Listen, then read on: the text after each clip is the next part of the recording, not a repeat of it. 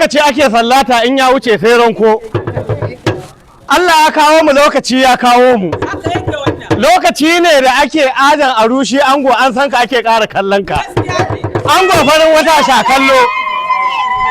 Ka ga saurara.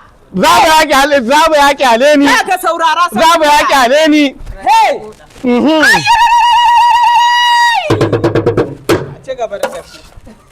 An san ka ake ƙara kallon ka. Wannan haka yake. Ɗan gatan uwa ɗan gatan uba. Wannan haka yake.